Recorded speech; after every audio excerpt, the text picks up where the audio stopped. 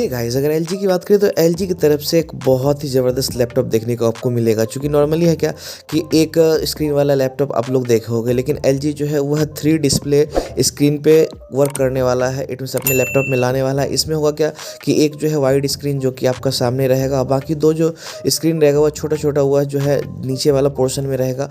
और ऐसा हो सकता है कि उसमें आपको टच पैड कंट्रोल हो या तो किसी में सेटिंग वॉल्यूम वगैरह कुछ कंट्रोल हो। तो चलिए जब एक्चुअली में आएगा तब देखेंगे आखिर वो छोटा वाला जो डिस्प्ले है उसमें एक्चुअली में कौन-कौन सा कंट्रोल या क्या फीचर्स उसमें दिया जाता है। तो चलिए इस तरह की लेटेस्ट टेक न्यूज़ के लिए आप हमारे चैनल को ज़रूर सब्सक्राइब कर लें। Thank you.